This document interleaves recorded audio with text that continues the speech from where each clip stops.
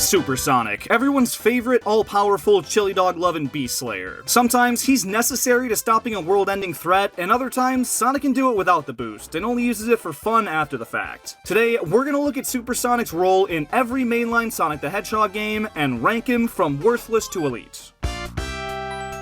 Sonic's first time going Super wasn't until Sonic 2, and here, once you collect all 7 Chaos Emeralds from the bonus stages, you can activate Super Sonic form in any level once you collect 50 rings and jump. When Super, he's got faster acceleration, a higher jump, and complete invincibility, with the only real trade-off being his ring count depleting, and if it hits 0, he's back to normal. You can beat the entire game without going Super once, but you can also collect the Emeralds pretty quickly and get to use them for a large portion of the game. It really depends on how much the player wants him. Since he's not necessary though, it can't be a very high placement, but feeling this overpowered and being available for a large chunk of the game gives him a respectable spot and optional but effective.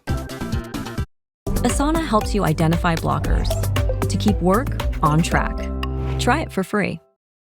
This game opens with Sonic being fully super and gliding his way onto Angel Island, until Knuckles pops up out of nowhere, deals damage to Super Sonic, which is new, and steals the emeralds for himself. You collect him the same way as last time, so he's available as soon as you want him to be, but new here is that he's a mandatory part of the story. Once you reach the Doomsday Zone, Sonic automatically upgrades to Super Sonic, and is needed to stop an Eggman Robo from escaping with the Master Emerald. He of course wins, gets the Emerald, and reverts to regular Sonic to return the Master Emerald to its rightful place. It's also worth mentioning that there's an additional overpowered Sonic form called Hyper Sonic, and he's a little stronger than Super Sonic, being able to breathe underwater and jump a bit higher, but it's nothing crazy. Still, it's his all-time strongest form and the only time we see it, so I feel like there should be a little extra credit, and I'd honestly be willing to go elite with this one. He plays a vital role in the climax and is usable throughout the entire game. Doesn't get much better than that.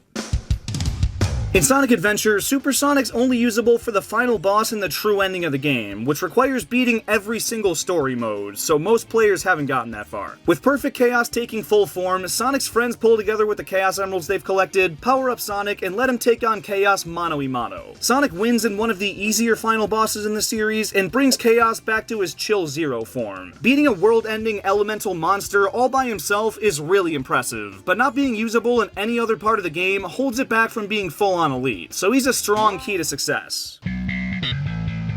Like the first adventure, Adventure 2 only features Super Sonic in the last story, and there he goes Super Saiyan alongside Shadow, which is the first time he shares the Super Spotlight with anyone, and it makes for a super badass moment. Them flying through outer space, taking turns landing blows on the giant lizard ultimate life form thing is such a cinematic and peak Sonic moment. And in the aftermath, with Sonic being strong enough to teleport back onto the Ark, and Shadow not being able to do so, seemingly falling to his death, it paints Sonic as the stronger hedgehog, even if he just learned about Chaos Control a couple of days ago. It's an incredibly elite moment, but since he splits the workload with another golden quilled hedgehog, he's doing less work than usual. Definitely strong power of friendship vibes.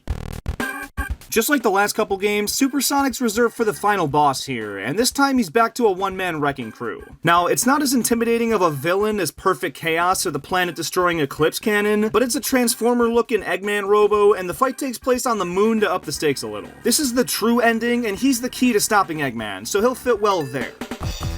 He's not seen here unless you beat the game as all the other characters, which is asking a lot, but when you finally do, it's another fight up in space against an Eggman robot, and it's maybe a little harder than that first one, but still more than manageable. After he wins, he tracks down the falling capsule containing Vanilla, breaks her free, and in doing so, loses super form and does the remainder of the rescue as regular old Sonic. Again, there are multiple endings, and some don't require Super Sonic, but he's a vital part of the true ending, so he'll get another key to success tier.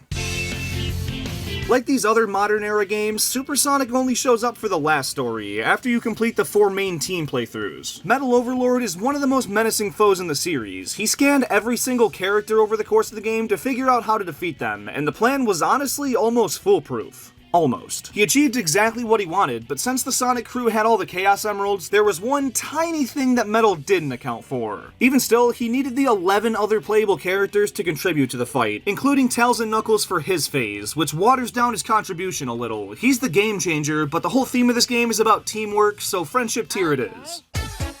This is basically the same case as the previous Advance games, but now Ultimate Jamurl is the big bad guy, and Sonic goes Super to stop him in the true ending. This time though, he's got Eggman helping him, and it's really cool to see the two working together, but that reliance on someone else to win the fight knocks him down a good bit, about the same as Heroes. Sonic and Blaze collect the Chaos and Soul Emeralds throughout the game, and use them to go God Mode against the two Eggmen and take down the Egg Salamanders, saving both of their worlds. Like Adventure 2, Super Sonic's got a pal in Burning Blaze, and without her, the job couldn't have been finished, so he'll get credit where it's due as really useful, but benefiting a lot from a teammate. Sonic dies toward the end of the game. Mephiles just cooks him when he's not paying attention, and he only comes back to life because the rest of the heroes track down all the Chaos Emeralds and at least perform some weird ritual thing and kisses him. For whatever reason, that makes him go Super, and from there, he shares his power with both Shadow and Silver, and the three Super Hedgehogs take down Solaris in the past, present, and future. Now, the villain this time definitely needed 3 guys to take down, so I can't take too much credit away from him for that, but the fact that Sonic died and needed someone to manually make him Super does hinder the overall feel. With this one, teamwork makes the dream work for sure. This game's identical to the first Sonic Rush in terms of Super Sonic. 2 Eggmen, help from Burning Blaze, and the power of friendship. Yeah. The opening cutscene has a high-speed Sonic vs. Dr. Eggman battle up in outer space with missiles flying, hordes of robots attacking, and the most cartoony and detailed expressions we've ever seen from these two. Sonic gets caught by one of Eggy's mechs and goes Super to break out and turn the tables on the Doctor, chasing him down to take out once and for all. But then his cockiness gets the best of him, and he gets yoinked by some Eggman contraption that absorbs all the power from the Chaos Emeralds and directs it at the Earth to form a f***ing death laser that shatters it to pieces. Sonic goes all and has to bring all the dead emeralds to different temples across the planet to restore them and all the continents. Super Sonic isn't seen again until the final phase of the final boss, where Dark Gaia fully reawakens into one of the scariest Sonic villains, and Sonic goes all in to take him down. I know he's not in most of this game, but this final sequence is one of the most triumphant and grand climaxes in the series, and he defeats an all-time menacing threat basically by himself. He's at the very least a key to success, borderline elite though. This game brings Super Sonic back to his classic form. Collect the 7 Chaos Emeralds at your own pace, and once you do, you can go Super at any point in the game. He's stronger in gameplay than most Super Sonics too, being able to breathe underwater and illuminate dark areas. It's a great playable look. If he was needed at any point throughout the game, I'd be willing to put it really high, but since you can fully beat the game without him, he's kinda unnecessary. Super effective, but for these tiers, I value how much he needs to contribute to win, and that's not at all here. He's not worthless, he's a great option to have, but he's still just that, an option. And it's the same story for episode 2, so that's going right there with it. The chicken or the egg? The question isn't which came first. In Sonic Colors, you have to collect all the red rings throughout the game to unlock every act in the Sonic Simulator, and then beat all of those to acquire the 7 Chaos Emeralds, which finally lets you play as Super Sonic in any non-boss level in the game. It's a great bonus, but the amount of work you have to do to unlock him is brutal, and by the time you do, the day is saved and there's no need for his assistance, so him being here is honestly worthless. Both Classic and Modern Sonic go Super to take down the Time Eater at the end of the game, and normally I'd dock him some for relying on somebody else, but they're both Super Sonic, so he's highly capable and necessary for saving the day, while the rest of the Sonic cast chills on the sidelines, so both Supers are for sure a key to success. This game basically does the Sonic Colors thing again. You have to 100% all the red rings to finally get the option to use Super Sonic in levels. I like that he's here, but he's completely unnecessary to anything plot-wise, and is a nice and easy worthless.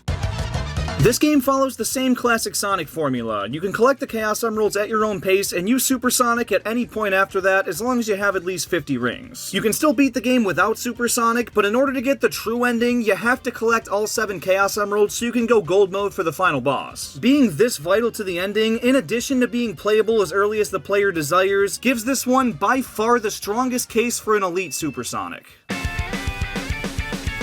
I hate Sonic Forces. It's a more serious plot, with Eggman winning and the fate of the world at stake, but the Chaos Emeralds don't play any role whatsoever, and they only added Super Sonic as DLC, so let's give Sonic Forces some more hate. This is worthless. Supersonic is a much more active part of the story than ever before. The Titans are way too powerful for Sonic to do anything against in his base form, so each Starfall Island has him collecting all the emeralds, whooping a Titan's ass, and flying on to the next one. So you get to fight multiple bosses as him throughout the course of the game, and he's the biggest reason they're able to win. Even freaking Eggman gives him a Chaos Emerald to take down the End in the end. Yeah, the final boss is called the End. I don't know. Seeing Supersonic consistently involved was a treat, and he's needed to take down all the big baddies, which makes this a hell of an easy elite. Yes. This is basically Mania all over again. You can unlock him on your own terms, and the true ending has a final boss that Sonic needs to go super to take down, so it's one last elite to end things on. And there you have it.